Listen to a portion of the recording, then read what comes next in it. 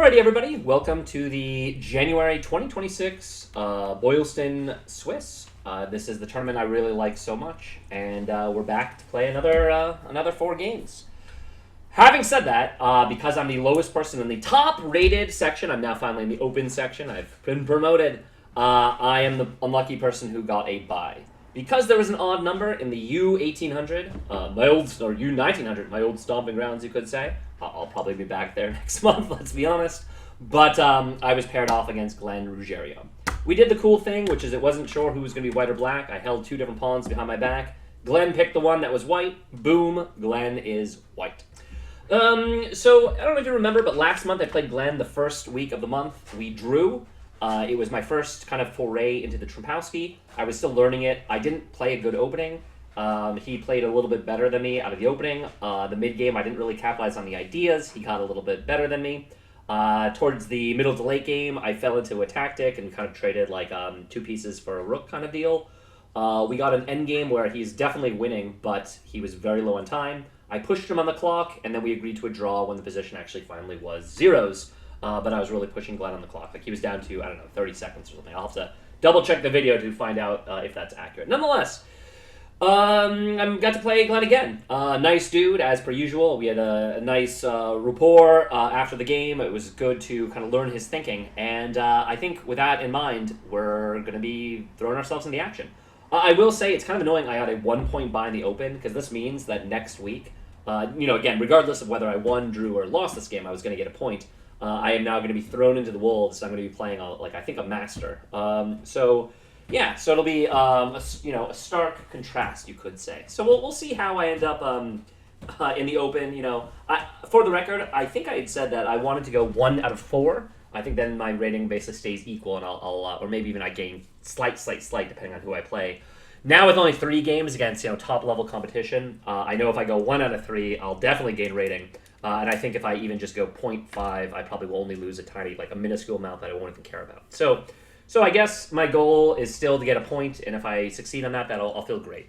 And if I go 0, you know what, c'est la vie, then I'll definitely bounce back to this. But basically, if I go 0 points or 0.5 points, 100%, I will drop down sections. If I go 1 point, I don't know. But if I do better than that, if I go 1.5, I'm going to stay in the open, and then perhaps that's where I'll belong. We'll see.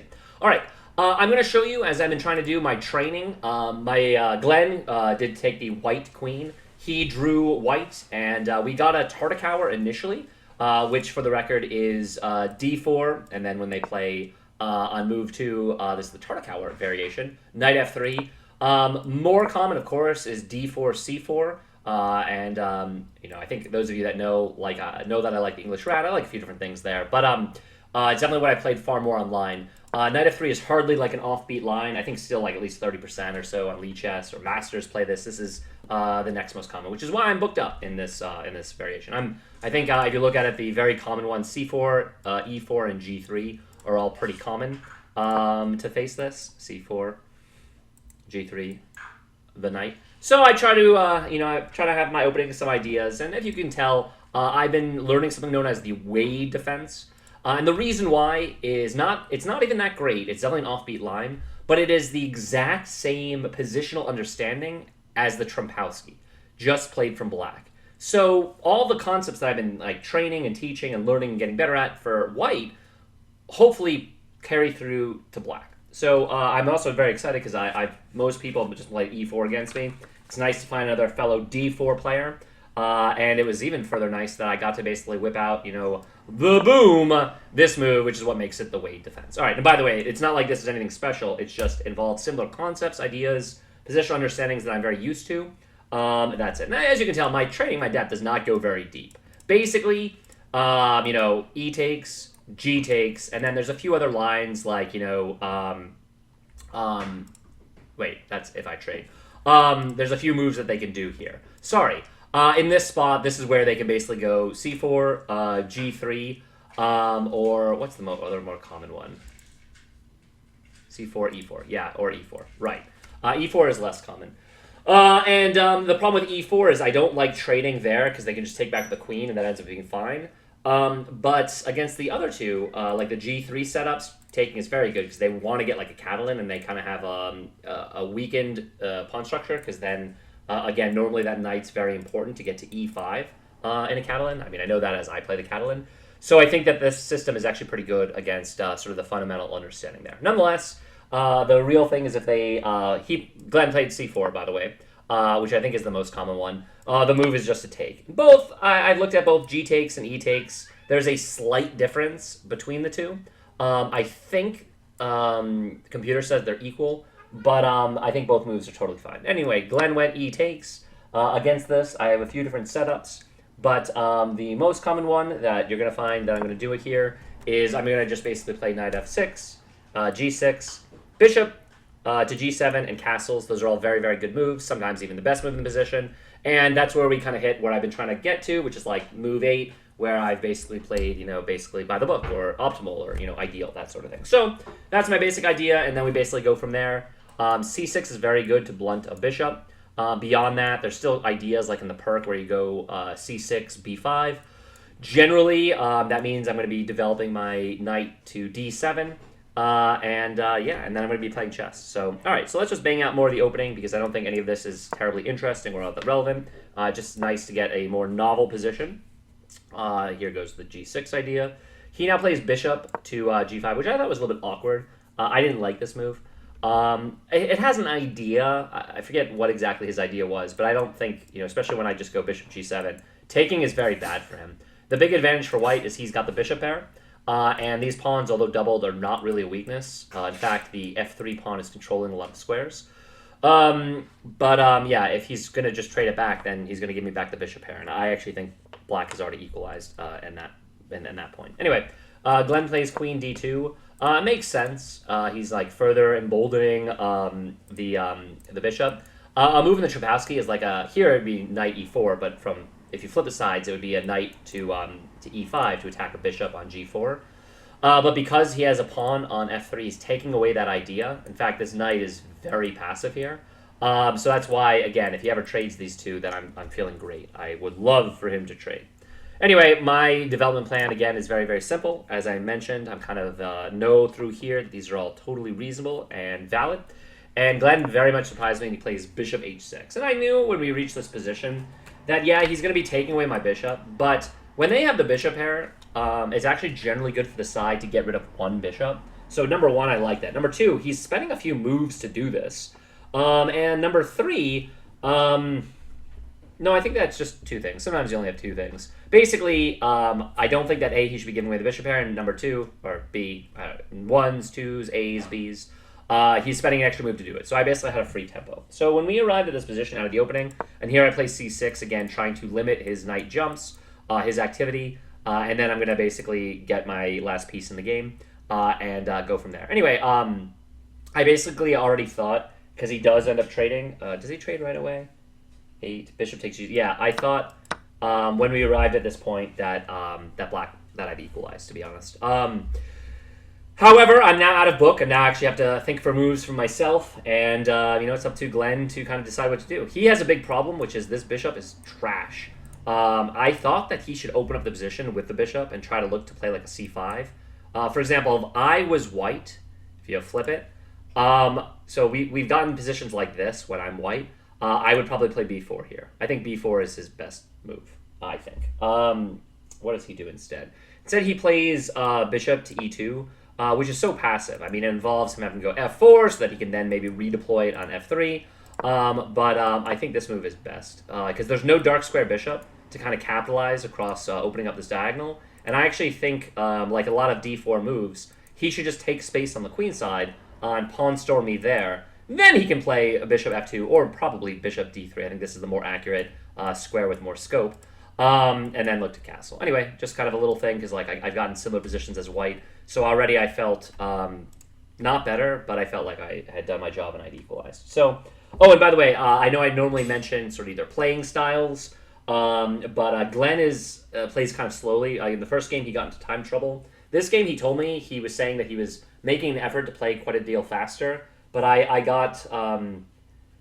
consistently had a time advantage on him, and towards the end, he was under a lot of time pressure. I think he finished with 7 or 8 minutes, something like that, and I still probably had more than 20, maybe 30 minutes even. So yeah, so whenever you can face the tick tock, it can be the clock can be a weapon. I think it's probably really bad to rely on it as a weapon, but it's also probably pretty bad to just ignore it completely. There's a small spot where you should consider the clock to an extent. Anyway, I look at this position and I'm thinking about janky pawns, kind of just ganking it up. I don't really want to open because I thought that his idea by developing his bishop to e2 was to go f4 and then play the bishop to f3. So I didn't want to open this at all. I actually really like having my pawn on c6, and I decided to go knight bd7. It makes sense. For my perspective, by the way, I'll do it here. I thought he hasn't castled yet. He hasn't shown which way he's going to go. That I would want to put my rook into the middle of the board and try to play e5. I thought if I could land e5, the big issue with a lot of these positions is a backwards pawn on d6. Of course, if he takes, I would then take with the pawn and basically be totally fine transforming the position there. I didn't want to move the c6 pawn yet because I really want to control these squares. I thought maybe I should play an a6. I thought it was a little bit slow. But again, before I'm preparing everything, the knight on d7 is helping me. I should probably just develop all my minor pieces, which is why I went knight bd7. It makes sense to me. I thought it was, solid. Glenn, I thought that he could have done a few different things. He ended up castling here. I actually think queenside castling is an option, and then look to rip open the board again because I don't have the dark square bishop. I can't really take advantage of this. Normally, it's very tough to queenside castle when you have a pawn on c4. In a lot of the setups that I play online and so far in person, I have very rarely queenside. I think I've queenside castle literally just 1 or 2 games. So the few times I've done it, it's been a big deal, and I've been very happy with it. But it's because a lot of these positions just don't lend themselves to queenside castling. However, here I thought it was kind of threatening because I have he has a space advantage. So I thought that basically he should do this just to get then rook e1 and just kind of go after me. So that was kind of what I thought he should do. So when he kingside castled, I thought that we were playing kind of a mellow game, and I had to really think. So, all right, candidate moves. I looked at queen a5, I looked at queen b6, and I looked at queen c7. So first I was thinking, okay, I should probably move the queen to connect my rooks. That was one idea. I didn't like it on queen c7 because it's just not doing anything yet. More about that later. I liked it a lot on queen b6 because I thought I'd be hitting both the d4 and b2 pawns. His queen is always defending them, but I thought if he starts just sort of chopping some pawns, my idea was to make some outpost squares for my knights. If I could ever get him to play d5, maybe I can land a big e5 knight, maybe. Then he always says f4, which was maybe a problem, as you'll see down the line. Anyway, so I looked at queenside moves. Then I considered rook moves. Okay, I was thinking maybe I should just still try to commit to play e5, which would mean I should play rook e8. I couldn't really tell. And then I saw that there were some lines where if I do play and he takes, or if he pushes or so, that maybe, I'd be taking the f pawn, so maybe the f rook, belonged on the f file. I really didn't know. So I think this was the first spot in the game where I thought, the first thinking time, the first critical moment, if you will. And I played c5. And on a lot of these spots, you want to play for a c5 break anyway. And I thought without him having a dark square bishop, I could kind of open up the position. And the reason why is I calculated with c5, I thought if he takes, boom, I just landed knight on c5. And I thought I was in great shape because now my knights get very active and he has no centralized pawns. So I basically would control the middle of the board, which is important. I also thought if he took, I can swing my rook to c8, and I can just try to basically bulldoze down the c-file, which I liked. I thought if he didn't take, then I'd be able to take at first. The reason why in a lot of positions I was worried about queenside castling and then him being able to take with the queen, thereby giving himself a natural battery. This diagonal isn't that much of a worry, I thought, because he doesn't have a dark square bishop to put up behind. So I'm not really threatened, there's no mate threat or so. So I thought, again, if I take that pawn, he takes to the queen, I still swing the knight to c5. So I liked my position, the way it was transforming against c5, and he played what's probably the best move, which is d5. And immediately the position started to look very Benoni-esque to me. And my thinking, and this is maybe flawed, is that now he's giving me the e5 square because he's moved the d5 pawn. And if I can land a knight there, especially move one backwards, I can control a lot of squares. Ideally, I'll get into the d4 square, but I didn't know how to ever get a knight there. It would involve getting a knight onto f5, which would involve getting it to h6. So I did look at long-term. This move, knight to g8, to h6, to f5, and then landed on d4. More about that later, but that was the kind of knight moves that I was thinking. Knight moves, Bob Seger. Knight moves. And I thought, again, that then I'd be playing great knight against terrible bishop. Because look, his bishop is stuck behind this pawn and this pawn. And again, from a positional perspective, I thought then I was better. Anyway, he plays d5, and now I'm thinking, all right, am I supposed to take space? Am I too cramped? Should I go for the e6 break? I didn't know. I then worried about, basically I was giving away a knight b5, because if I then push e6, I've weakened my d-pawn. So I did a lot of calculations. I wanted to start jumping my knights, and I instead play a6, which may be too slow, but the whole idea is I don't think his knight is really going anywhere if I don't play a6. Like before, I thought I could play a knight b5, and then I could always just play a6 and force him back. But if I want to play e6, I need to be able to have that there first, I thought. I also thought that maybe there'd be some lines where I could play like a b5, a rook b8, and maybe open up on the b file. So that was kind of what was going through my mind with a6. I don't know, maybe a bad plan, maybe a good plan. I don't know, but that was at least what I was thinking. Immediately, Glenn plays a4. Makes sense. I mean, when people play like a6 to prepare b5, that's a common response, just kind of shutting me down. Now, obviously, I certainly can't push b5. Now, it didn't make any sense to play the rook to b8. And I wondered if I had messed up a little bit at this point. It's possible. I looked at my position. I'm getting a little bit cramped. Maybe he can play b3 or something like that. And I think I made a mistake here as well. I think I should have played queen a4 to kind of further just solidify and, again, maybe wiggle on into b4, present some challenges, some activity, because I needed to connect my rooks. I think it's a dead piece on b6.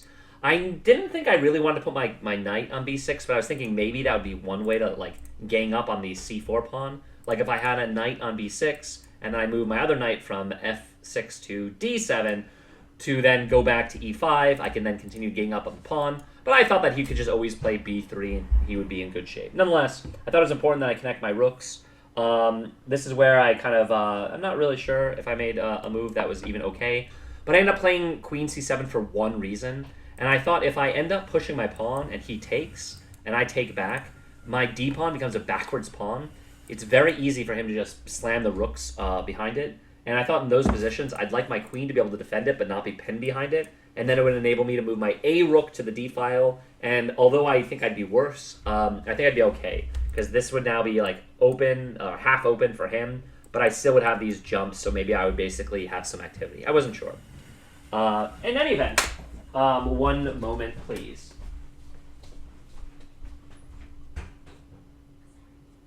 Okay. So, in any event,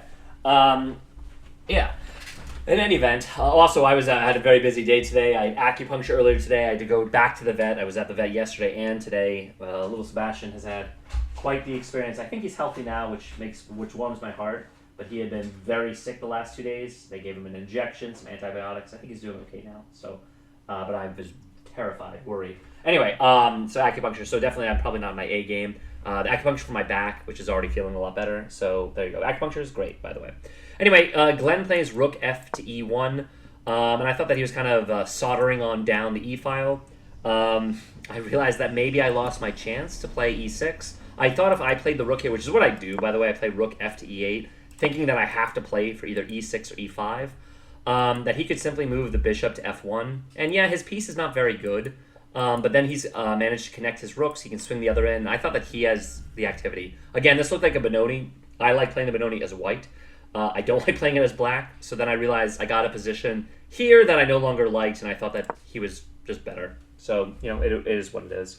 Nonetheless, I centralized my rook, and he plays f4, which really surprised me. He's allowing me to play e6.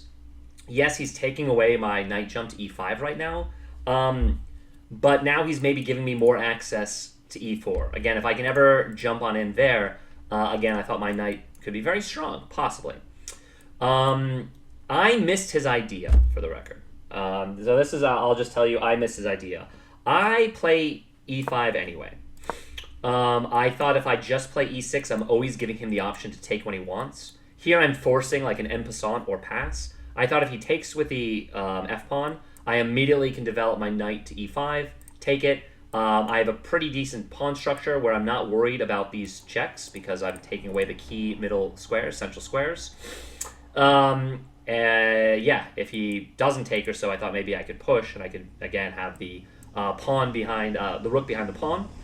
I thought if he then en passant, which is kind of what I assumed, I could actually take with a rook with the idea of putting the other rook on e8, and then I just have a strong, like I would then own the file. So I thought that that made sense, but I missed his idea here. So I play e5.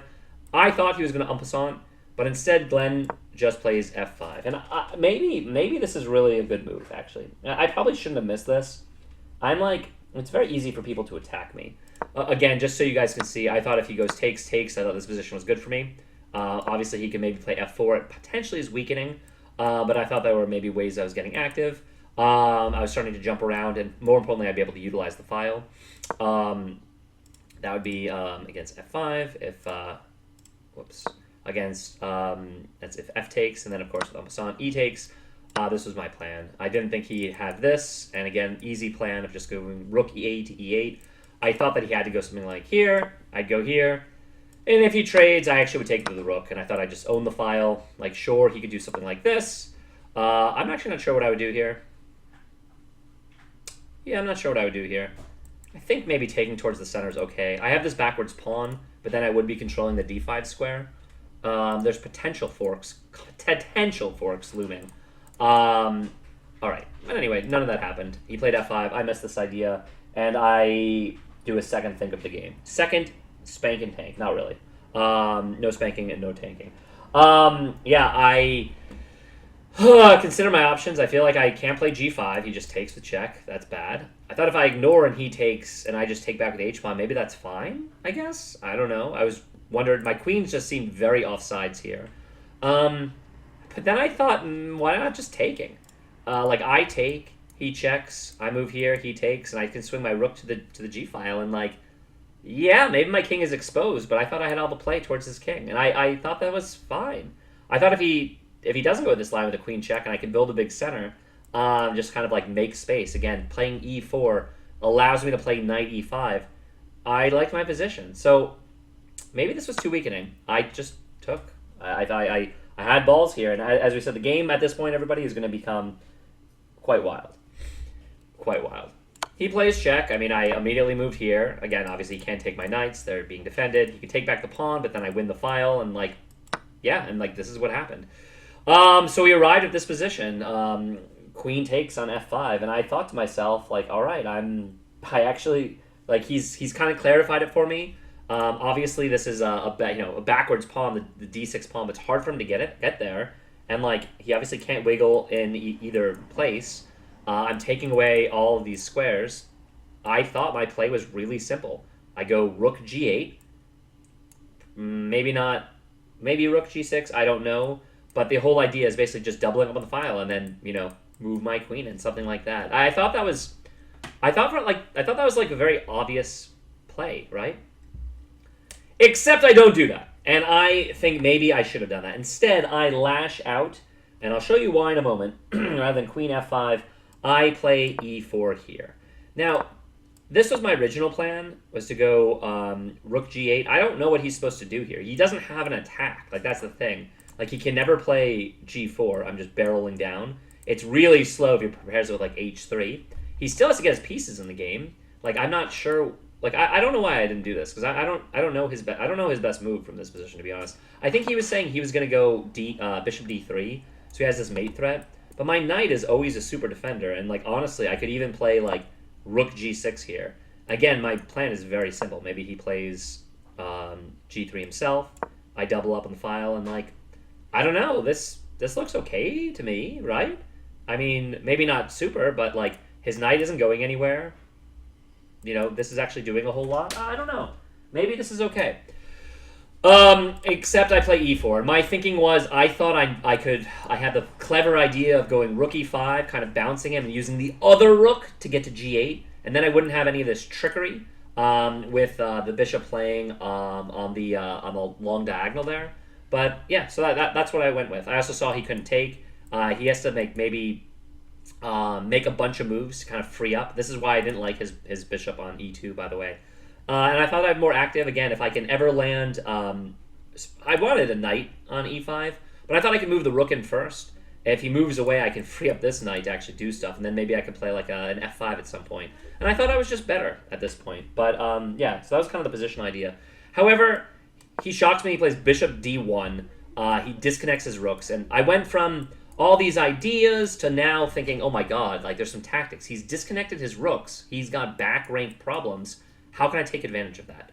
So I went into another long thing. By the way, both of us, like, this was a really complicated game. We each had a bunch of, like, pretty long things, leaving not a lot of time for the end game in this one, for the record. So here, I end up playing rook e5, but I thought that I had a bunch of moves. Again, I thought I still... Well, this was the main move I considered, actually. Let me think if I really thought about other moves here. I thought about the queen wiggling in here immediately. My idea was queen b6, hitting the pawn, but then I thought if he plays b3, I wasn't sure what I was going to do. I thought maybe I could move into b4, hitting his knight, and I thought he would move rook c1. He ends up, by the way, doing a rook e3, which might be better. But yeah, you'll see. But anyway, I thought that everything starts with this. I saw he could either move queen f4 or queen h3. I thought queen h3 was a little less accurate. He plays what I think is the best move. He played queen f4 here. You know, just kind of like running. He's trying to spy this pawn. He's trying to like put all of his pieces. The passive line, I thought, was to go rook e8, and like this is where there's going to be a lot of calculations here. So, because this is where the game gets kind of crazy. He plays queen f4, and right now he's got 1, 2, 3 attackers on this pawn. But I can always play rook a to e8. I could also play rook a to g8. But I thought I also could play on the fact that this is pinned, because he has back rank problems, and then I potentially have mates. So I saw an even what I thought was the best move here. I thought I could either play queen to a5, pinning the knight, so he can't actually take the pawn, to the rook. Or, even better, the same plan I had mentioned, which is queen b6. I thought he could either play rook to b1 or b3. And then I saw I could speed on in, and then basically have him pinned and finally have my queen do something, have it be active, kind of, you know, watching everything. So that's what I did first. Again, a lot of moves were considered here. I considered this move and queen a5. I thought those were all pretty reasonable candidate moves. But yeah, so I go queen b6. I thought, and I could be wrong here, I thought rook b1 was more accurate of a defense. Why did I think that? I'm not sure, but it's what I thought when I was calculating. And he doesn't do that, of course. He plays b3. I thought my move here was very obvious. I could, once again, go rook a to e8. Instead, I play queen b4. Here, again, I'm attacking the knight, and it's pinning. He's got some real back rank problems. For the record, I considered both a e8 as well as a g8 here. I'm wanting him to play bishop to c2 because I was thinking of all these ideas of going rook to g4 or knight to h5. And again, once I can swing on in, he only has one and queen the attack, so like I wasn't that concerned about this pawn. And I thought if I got centralized my rooks like this, especially with like a knight on e5, even though my queen is all the way on the other side of the board, every other piece is involved in the attack. And I thought I was attacking him. What's funny is in the mid game when we talked, we both said that we thought we were attacking each other. So, yeah. All right, queen b4. He responds with, for some reason in this position, I thought that he played b3 so he could play the rook to c1 so he can connect the rooks that way. And he instead plays rook e3, which again further surprised me because now he only has one rook on the back rank. And I thought now if I ever, again, can wiggle on into like b2 or something, I could just be winning. So he played this, and I did another long thing. By the way, he's doing long things, too. We're both doing long things. And I thought that there were clever lines where if I don't slam the rook to e8 immediately, like, for the record, I do, but, like, if I play something just silly, I'm never going to play a5, because then I give up this jump. That I was never going to do. But my idea was in this position, if I played something here, like, again, I couldn't find a move that improved my position, which is why I didn't go into this line. But I thought that if I kind of let him take, like where he thinks that he could take, I didn't think he could actually take here. Because I saw... No, I didn't see it from this position. Sorry. I thought this worked for me. and I'm threatening here. And so if he like moved this, then I just checkmate him. Yeah, this is what I saw, for the record. Which is why I didn't think you could actually take the pawn. So this is what I saw as far as doing like a waiting move or an improving move to like maybe make him think that he could actually take and kind of trick him. But then I didn't see a move that actually improved my position. So I thought that I actually should just play rook a to e8, further solidifying this and kind of seeing where he goes from here. Glenn shocks me, again, a lot of shocks this game, and he plays a5. And at first I was like, what is this move? And then I realized how strong this actually was, because he's threatening to play rook a4, trapping my queen, and I would resign if that happened. I can't go here, I can't go here, I can't go here because it's defended. I would have to sack it for the rook, and then he would just win back. Can't go there, he would just take it back. Can't go there, it's defended, as you guys can see. Can't go anywhere, my queen would be trapped. So when he plays a5, I said to him, I said, oh, tricky, tricky. Now I have a move, the only move after a5. I must play b5. I thought he was going to en passant, and I would just like get my queen back, and I would no longer basically have these threats on him. I thought that's how he was dissolving the situation. So I thought that was actually very clever. Again, I can't really still take because, once again, I would then self-trap myself. No, I guess I wouldn't trap myself because then I'd be defending it. I don't know. I wasn't considering... Oh, right, because then I'd be leaving this knight hanging. That's why I wasn't considering taking back with the knight, because I can't let my knight hang, because then I would lose the game. So I play b5, and this is where Glenn surprises me again, and he plays c takes. And I thought this was a losing move. Yeah, I thought this was a losing move. I'm not sure what he should do here. I thought maybe his best move is now to play bishop c2. He needs to let his rook defend the back rank. And I thought here I'd basically go takes, and then after takes, he would be threatening this. And this is the position I thought we might reach, by the way. I know, because then I go here, and this is winning for me. Attacking, attacking, attacking. He can't defend everything. Yeah.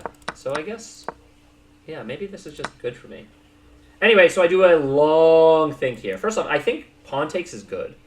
But I find what I thought was an even better move, and this is where I spent, yet again, like 20 minutes, and I calculate knight takes pawn. I'm forking. I'm attacking both the knight and the rook. I thought he has to take with the knight. At first I calculated rook takes, which I think is better. I'm barreling down, defending everything. Ooh, I've won a pawn. And I thought he couldn't go pawn takes, because then I have this move, queen to d4, hitting the rook and threatening checkmate by trading everything on d1. If he moves the bishop, I win the rook and checkmate. I thought that basically every other move, either to b1 or c1, I thought was potentially losing, where I could then just take the pawn. So I went into this. I went pawn takes on d5. He said he was considering sacrificing the queen here by going knight takes. Oh, excuse me, knight takes is the right move. By going, what was he considering? He said he saw one sacrifice here that he thought might be decent, but he doesn't do it. And this is where I calculated everything before with rook takes here, and for some reason I then think to myself, wait, what if I play queen d4 immediately? I'm immediately threatening the checkmates and the fork, and rather than just win a pawn, I think he has to defend the checkmate. I think I can just win the rook immediately. And I did something that I should never do, which is I changed my plan. I should have just gone into this, of course. Everything is defended. It's worth noting that this is defended. The checking square is defended by my knight. It's calculating all this. My intention is to go queen d4. Like, he can never take this pawn, just so you see, because this is what I mean. Queen d4, hitting the rook, threatening checkmate. He's not fast enough. His back rank issue is a big issue. And if we ever get to that position where he then spends a move with h3, and not only am I going to win material, but my rook on e8 will be in time to defend the a pawn. So I should have just gone into this. Instead, I made it far more complicated for myself. Far more complicated. And I played queen d4 immediately. And he looks at me like I'm insane. And he pretty quickly plays knight c3. Now, good news, I think I'm still winning. But bad news, I fucked up. I think I should have been winning after that point. Now, good news, I see that I have this idea. Now I can take a takes b, because I'm still going to win back the material. He can't move this, because again, he will lose the rook. I thought in this position, his back rank is still a major issue. I thought maybe he could take the pawn, but then I realized he probably couldn't because I can kind of check his queen. He doesn't really have that many squares. He's kind of running out of squares. And again, I'm a little more active than him, so I didn't think that was that bad. But I just take. And again, I'm threatening b4. Move 26. He goes after b4, queen h6, which I think was just less good. I told him after the game, I said I think he should just take him the pawn, and he said he was afraid of. I said if he went this, I would still go here. Obviously, he's trying to threaten checkmate, and he thought that I could basically block with the rook here, but I can't because if I block with the rook, he has this checkmate. For some reason, he was only looking at this, and then obviously I would win the material. Yeah, and like I saw in all those lines. By the way, from a distance, I did see that my knight here can be brought down to f7. F8. And I thought we basically would get this position where I'd win back the material. I thought I would take, and I'm threatening c2. Again, winning the rook. If he takes back, I can checkmate him. Goes there, checkmate. There's like a lot of stuff going for me. If he plays this check, I thought I'd move my king over to g8. And then if he has any checks over here, I would then basically go knight to f6. If he sacks, then I guess it's a draw, I guess. I don't know. Then that's kind of what I had calculated through. Nonetheless, he instead goes queen h6 because he didn't see that actually he has that different mate. Again, I'm not that worried because I have my knight to f8 can cover this square. So I do play b4. I thought as well there was a sneaky move where, because now he plays the rook over, where maybe I even have some checkmates like this. I don't know, we're both just basically attacking the shit out of each other, Anyway, I play b4. He now, after queen h6. After queen h6 here, he plays rook h3. Wait, no. I play b4 here. Yeah. And then he plays rook to h3. There we go. All right, yeah. So this makes sense. So his idea is to checkmate. I thought my only move was knight f8, which is what I played. And after a long think, I kept saying to him, I really think he needs to get away from this back rank and just give me back the material. He doesn't do that. In fact, he finds something that might be stronger. And again, I thought I was winning, but I was hardly out of the woods here. He plays queen f6. Obviously, I calculated this. This is the only move. The idea, if he checks me, I can just block with my my knight. But after thinking for a long time, he finds such a good resource, and now he moves bishop h5. And it's beautiful, because you have to understand. First off, he's threatening checkmate. Okay, it's actually not checkmate immediately, but I have to stop this. The reason why, if he goes in, like with a queen, then I go here, and then it is, again, he's just barreling down. I don't know if it's immediately checkmate, but it looked pretty bad for me. He could even, take. Anyway, I thought that I was just lost if I don't defend the f7 square. I saw if I play... By the way, I end up sacrificing. But I saw if I basically block with the knight, he has this move, rook d1, and now I don't have time to win his knight. It's being defended by the rook, and I no longer have the back rank because it's protected by two pieces. So I saw that I immediately messed up, that if I can't block with this piece. I calculated the same thing for both a8, e7, as well as 5e7. So the only move that I thought might work is, and then my calculation was rook takes bishop. I thought he'd go queen takes queen. Then I'd go pawn takes queen. He'd play rook takes rook. I'd go pawn takes knight. And I thought with the 3 connected passed pawns, despite down the exchange, I am also technically up a pawn. I thought I was still winning. And that's basically what happened, although he went into a slightly better variation for himself. I end up sacrificing. Again, as I told, this is a pretty wild game. I end up sacrificing. Rook takes on h5. He goes queen takes on d4. I obviously go c takes on d4. He plays, and he plays the better move. He plays knight takes on e4. And at first when he played this, I was like, oh, blunder. And then I realized, oh, he has this fork, and he just played a better variation. I then thought, oh, shit, I messed up. So I obviously take the rook. He checks me. Obviously, if I move my king to g7, he checks me again, so I move to h8. It might be better for him to take this pawn, this rook, because instead he ends up taking this rook, and I was able to win the b pawn. I calculated moving my rook here, and this is just winning, because if he takes, I take, and I actually queen. And if he doesn't take, I take. It's checkmate. So he has to basically do some kind of move, and if he goes threatens the other pawn, I'm always threatening checkmate, because he has not made any luft that I could just queen my pawn, and I'm always watching the A file. So I did see that up to this point, for the record. Yeah. So knight takes on e8 is played after king h8. Knight takes on e8. Rook takes on b3. And then he plays knight takes on d6. And yeah, I thought I calculated the win. Rook a3. We said after the game that maybe he has king to f1. Unfortunately, he blunders. He was like low on time, but not that low. He still had like 8 minutes. And I think he meant to take, but I think that's winning for me. Instead, he just plays knight c4, and I apologize. I say I'm sorry, and checkmate him, and I win the game. It was a pretty wild one. I'm really curious what the computer says, because there were a lot of positions. For the record, I did calculate. I thought takes, and if he tries to get back to hit, I go here, and this is unstoppable.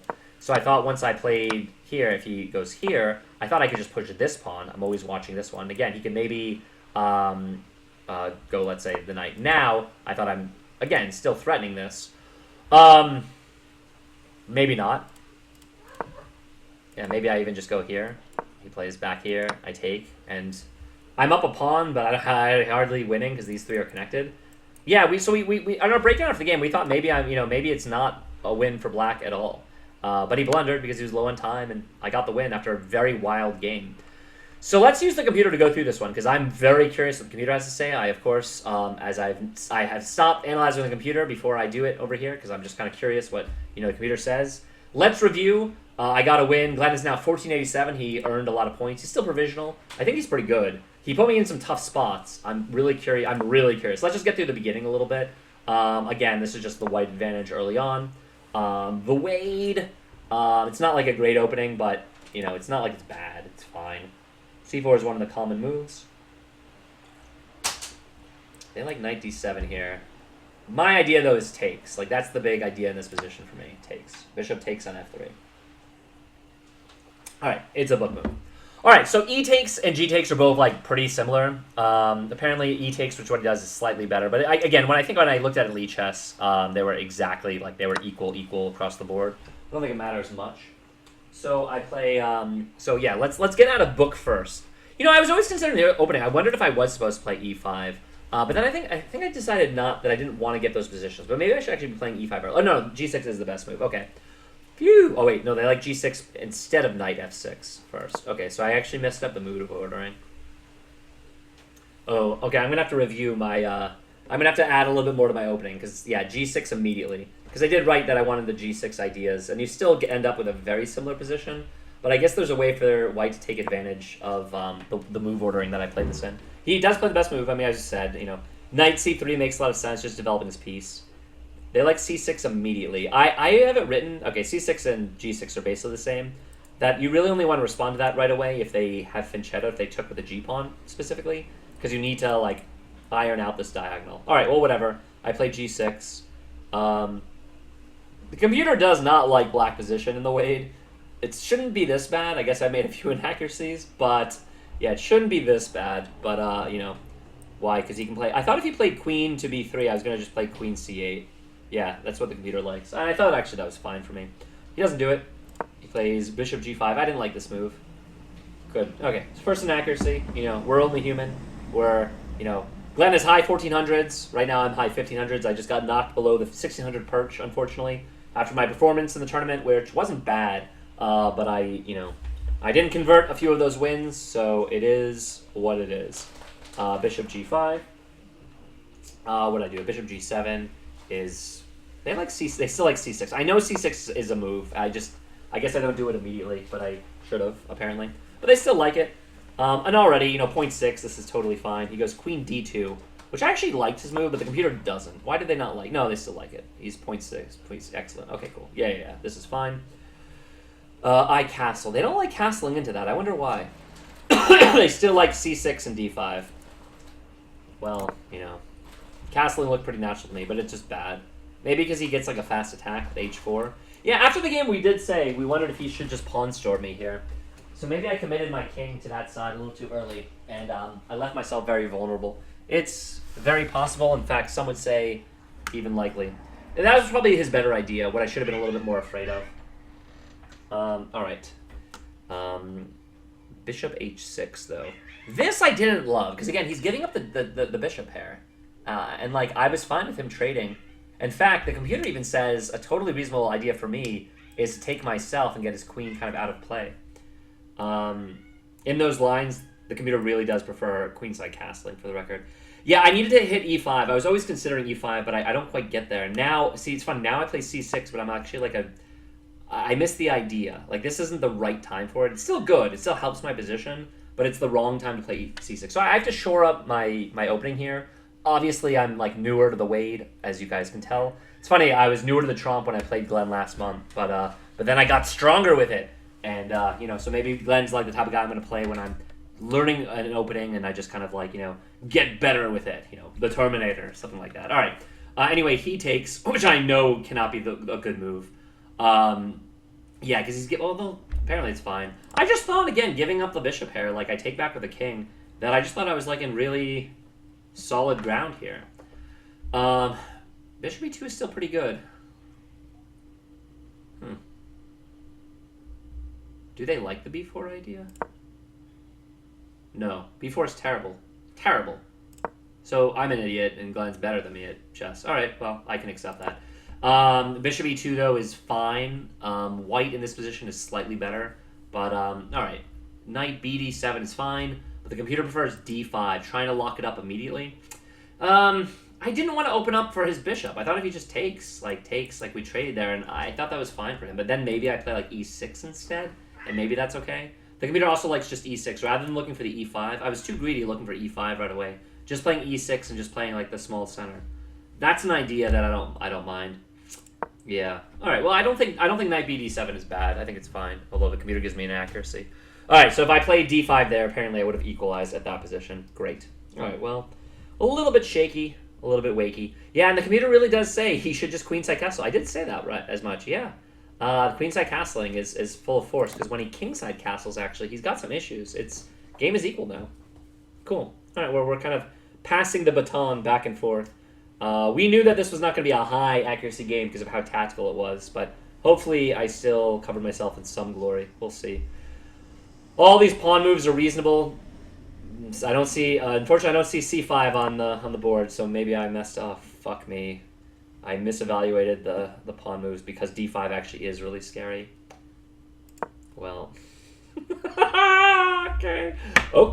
I just misevaluated, and looks like I just have a worse position, Looks like I'm just worse. d5 was the idea. He locks it down. I did play a6 because, it felt like I need to shore up everything on this side of the board. At least that was a solid move. He plays a4 just to prevent any kind of queenside expansion by me. I thought this was a good move. Yeah, okay. I'm glad the computer gives him an excellent. I thought this made sense. But I don't, queen c7, they don't love.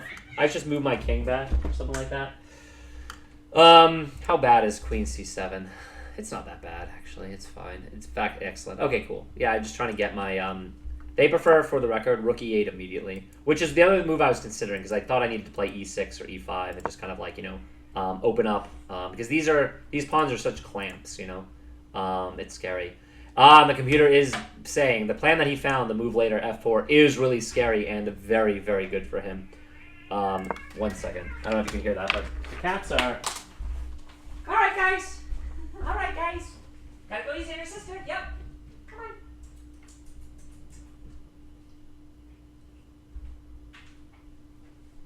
Hello, buddy. Come on.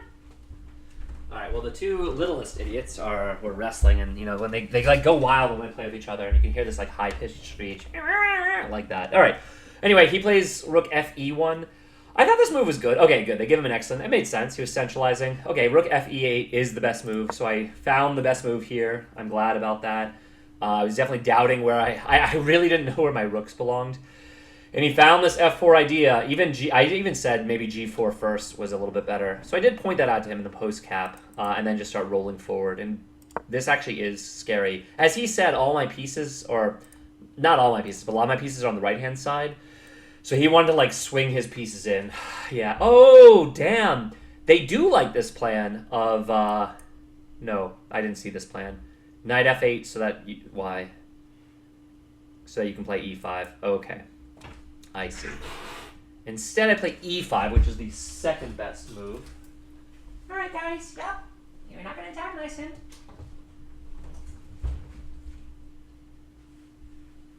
How you doing, littlest buddy? Looks like Sebastian's feeling a little better. You guys have no idea how much worry I have about these little critters. These little critters. All right, I play e5 immediately. It's the second best move, but I apparently knight f8 is better. Maybe so I can get my queen over as well. It makes sense. Yeah, and I thought he was going to just en passant me. Like, I'm going to be honest. I thought he was going to en passant, and my position was slightly uncomfortable. And then I play the rook up, but I thought I was fine with that. And again, he plays f5 instead. It's the second best move. But it's just something I didn't consider, to be honest. It looks like he shouldn't. He should have just en passant. En passant. And again, like, according to my calculations, I was going to go rook, rook takes. I thought this was fine. If you play, I thought, bishop here made sense. They like it, but they like bishop f3 even better. Oh, and just play on this diagonal. They like rook check, but I was probably going to apply the other rook first. Apparently this is worse for me, because after takes, then I was probably going to go pawn takes. Yeah, pawn takes and rook takes are basically equal. Apparently in this position, I'm just worse. And I guess the reason why is he can play, like, rook d1 and just barrel down on this pawn and kind of break up my position. Yeah, makes sense. I have some counterplay. Like, if he then takes, I then, get a fork, that kind of thing. But black is better. Or, excuse me, white is better here. All right. All right. He plays f5, and what I need to play here is e4 immediately. I have to ignore his pawn idea, earn the e5 square for myself, and just go from there. Taking is a big mistake. I need to play e4 first. And I saw the idea to open up the square. So, for example, he plays something like h3, and the computer's even suggesting like a queen d8 move. But, okay, even just rook in. And now he would take. And once, what would I take with h takes? Yeah, and this position's fine, actually. Now they're suggesting the idea, which he kind of gets in the game anyway, of rerouting the bishop. Yeah, d1 to c2 to kind of bear down, like so. All right. Well, instead I take, which is probably wild. It's not losing or that bad. In the game, I misevaluated how scary queen g5 was. I thought that I was getting all the activity with my piece involved. But I guess I'm wrong, because white is just better in the mid game here. He goes queen takes. All right, I play e4. It is the best move. It made sense. Like, I had to be able to get my rook involved and kind of chase it away. So the computer does agree with my plan here. e4 now.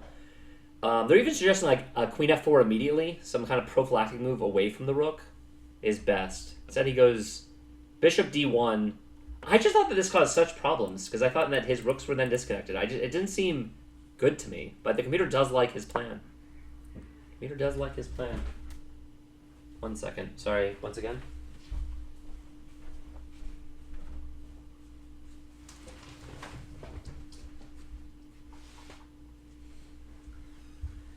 Oh, they're like little rugrats.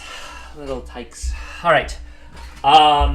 Bishop d1 is excellent, and in this spot, rook e5 is demanded to be played. Yeah, this is a very obvious move. I didn't think I took very long for this one. He goes queen f4, which is the best place for the queen. Sorry, not a3. h3, yeah. Those were the two squares that we saw that he could go. I thought this one was worse. He agreed. And now we're in this position where, like, a lot of stuff is possible. The computer doesn't mind my play of queen b6. They think it's pretty good, actually. Queen d8, slightly better, but I found the best idea here, queen b6. So I'm happy. And actually, it's funny. I thought this was very dicey and tricky, but I didn't. Like, I thought that, again, I had this open file that maybe I can attack. Like, it was complicated. The computer has him as, like, plus 0.9. Again, it's hardly, like, winning, but it solidly likes white here. But I felt like I was doing okay.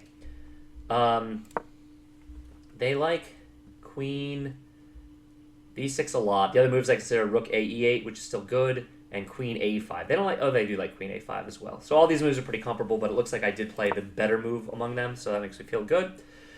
Oh, okay. B3 is his best response. They don't like rook B. Huh. These moves would be reasonable. Okay. So again, he played a better move than what I thought he'd play. B3 is the best move. I mean, maybe we played a good game. We both thought that we made a lot of mistakes because it was very complicated, but I guess we're about to find out. He plays... I play queen B4. Do they not like my plan? Rook A E8 now has to be played. Queen B4. This is no good? Wow. This is just bad. Yeah, he finds the best move. Again, I for some reason was so dead set on him playing rook C1. White is still slightly better, but the rook E3 is great, actually. Great move, Glenn. Great move. I don't know if Glenn has 1N or 2. I'll have to double check. Actually, oh, I don't want to show results. Well, I'll look up, in a moment. All right, he plays rook E3. So now, apparently, at this position, white is just much better. Like, plus 1.8 is a solid advantage. Now I play rook A8, but the position's worse for me now. So A5 is the idea, and he plays it. Wow. So he plays the best idea. I did tell him, I did say tricky. And I played the only move, B5, but he did play the best move here. I played B5, it seemed like the only thing. Again, I thought that he was just going to go A takes, just en passant. It's funny, this game there could have been 2 en passants, and he chose to use neither of them, Instead he goes C takes. Oh, it's still the best move. Still the best move. So did I blunder, I guess, with knight takes? I mean, I must have, because the position is +2, and I don't see knight takes anywhere here. So what the hell did we both miss?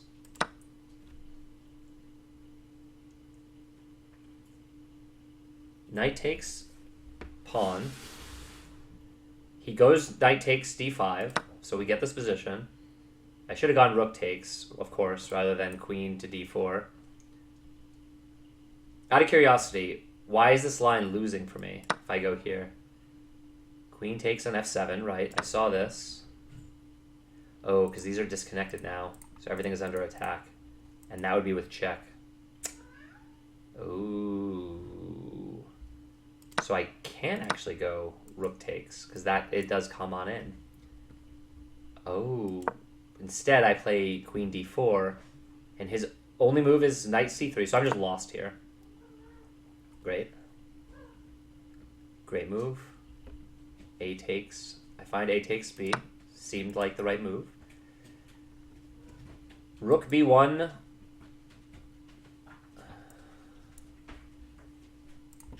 And bishop g4 immediately, getting it off this spot and attacking the knight. Those are the best moves here. He plays...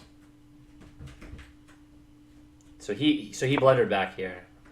And it's still better for white. Wow, he missed his opportunity. I play b4, it seemed like the obvious move. b4. He should go bishop g4. Still, he has to get it off of the square. And he plays a suboptimal move here. He needs to find somehow this move. Rook a4, which I don't... Oh. Ho-ho! Wow, what a move. If you go rook a4, you're pinning the pawn, because then, in that line you take. Clever move. I would not have found that move, that's for sure. Bishop g4 is a move that I think I could find, because you need to be able to defend this square, and it's still attacking, and it lets you, wiggle on in. So I actually think I would have found bishop g4 in this position, but instead he plays rook h3, and yeah, he's barreling down. The only move for me, obviously, is knight f8. I find it. I mean, I saw that one from a distance. That made sense. A lot of, this was a wild one. Definitely a wild one.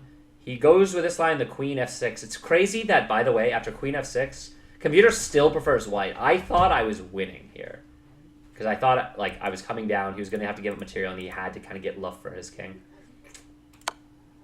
Queen f6, obviously g8, only move. This one's forced. Then give me a forced move. And they like bishop c2. Just a very calm move. giving back the material. I mean, I'm sure you guys can see this. If he plays bishop c2, he's threatening the pawn, which is a problem. In fact, I can't even take. No, I can take. Bishop take on c3 is fine.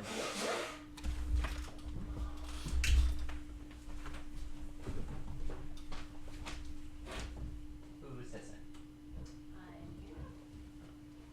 Come on, little buddy. You're feeling better. Yep, you're nice and better. Please be all better. Please, please, please. So apparently this would be because rook d1. Yeah, right. That's what I saw. So these ideas, because this is now defending and basically attacking. So basically I'd have to go all the way back here. And this is just a very wild position still. So this position has had a lot of life and a lot of tactics. All right. Yeah, so in this case, when I move it over, bishop c2 is the only move that retains an advantage. And again, so you can kind of continue to threaten the rook d1 even after I take. And it looks like rook g3 check. I didn't think this was a problem. Yeah, because I would just block with the knight. I thought this was fine. Like, I thought in this position. So apparently the computer has this, if he finds bishop c2 is like equal. But yeah, pretty wild. All right, so bishop h5. Big, big threat. I play the best move. Yes!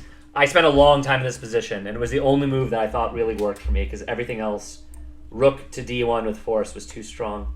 And the computer says it's equal. I thought my position would be better, but it's not even. Wow. Wow, what a move. I found the best move here. Rook takes. Do they give me a brilliant? No, they only give me a great move. Come on. That's so rough. Queen takes queen, of course. That seemed obvious. C takes does seem obvious as well. I mean, there are a lot of great moves in this game. I mean, wow, there are a lot of great moves. I also, I guess blundered in the middle there, but, it is what it is. Knight to e4, excuse me, knight takes on e4. He played the best move here. Yeah, for some reason I thought it was going to go, well, no, at this position I didn't think that, but yeah, okay. Knight takes is the best move. Wow. Again, for the record, I did think, the move that I calculated, he played a better version, but I thought we would get, yeah,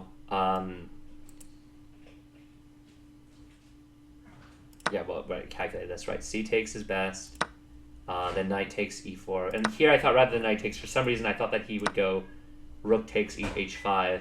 And then here with the 3 pawns, I thought this was winning for me. And the computer does agree with that. All right, I'm glad I saw that down the exchange, that this is winning for black. And I did see, I saw this position. I thought this made sense. Yeah, like what does white even do? King f1. And I thought I would just get my pawns rolling. With d3, for example. And I just thought building this chain that I would just be winning here. And yeah, okay. This is even an inaccuracy. Computer just likes knight e6, just get it involved in the game, just try to get it up there. Which makes a lot of sense, too. Okay, well, this didn't happen. Instead, he plays the better move. Knight takes on e4. I play rook takes on h3. They like his plan of knight check, which is what happens. Obviously, only move is h8, otherwise he checks me again. So I play it. And yeah, they do prefer. They prefer g takes, because although I'm up in a pawn when the dust settles, my pawns are completely split. And he'd have the 3 connected pawns. So apparently it's a drawn endgame. However, he takes here, and this is now slightly better for black, but only slightly. Oh my god. What a game we played. Maybe we actually played quite well. I mean, obviously there was that spot in the middle where I was losing. But the computer's giving me a lot of great moves, so maybe I found a lot of difficult moves. I mean, this is hardly difficult to find. Yeah, and the computer says he has to play, like g3, for example, to get some luft. Although he can still take. Knight takes. Stop it. No more hissing. You've hissed enough for one day. Alright, he then takes, which is reasonable. They like rook a3. It is the best move. And yeah, maybe this is just a draw. Rook b1, rook e1, rook f1. All these rook moves are fine. Yeah, he can't trade. I mean, trading, this is a loss. Yeah, okay, good. So I saw that this is a forced win for me. So he needs to basically just move his bishop. Let's say, excuse me, his rook. Let's say he moves here. I thought then, yeah, now the computer's suggesting we just go for the draw. If I take, he still can't take this pawn yet. He takes here. I attack it. So basically knight to f7, and then I would go king to g7, of course, as I'm checked. And then here, basically, the pawns, like, I still think that he needs to, they like getting my king in, which makes sense. Let's say I get my king in. He really needs to either play his king over or get, some luft for his king, basically. Like, this is why he lost the game, because he didn't give any escape square for his king. I think if he had spent one move on either h3, g3, he couldn't play f3 on a lot of positions. I think he probably would have won, actually, because then I wouldn't have any of the pressure. Anyway, unfortunately, Glenn does blunder, and I win. But it was quite the game. And so I bagged the win. I bagged the dub. But a really, really wild one. I'm going to consider this as a January, create a new January Boylston Chess Club January Swiss. Even though this was not a part of the January, again, it was a side game, but because I played it on a Tuesday, I'm going to include it. All right, well, we found a lot of great moves there, but we also, 425-day streak, not bad. Oh, the computer gives me an 84.9. I did say anytime my goal is basically 85% plus, and it looks like, so to my credit, I didn't have any blunders. I had one miss of an opportunity, but Glenn had that big blunder at the end, which lost him the game. Other than that, he had a couple misses. We both played a bunch of great moves, but yeah. Well, they gave me 100% in the end game. That's cool. Our opening was not perfect, and he blundered. The phase of the game could not be graded due to a lack of relevant moves. Oof! Rough. All right, well, I'm glad I got the win. The first game Glenn and I played was also fairly tactical, and we also made a lot of mistakes. This one, I made fewer mistakes. It looks like I didn't have the right plan, and I thought my sacrifice and whatnot was like winning, and turns out that was pretty wild. I didn't really calculate it long enough or hard enough, but I tried. I then played some very accurate moves and some very difficult moves to find, and I did find them, so I'm proud of myself for that. And overall, as I said, 85% is pretty good. Alrighty, I'm going to sign off here. Have a good night, everybody.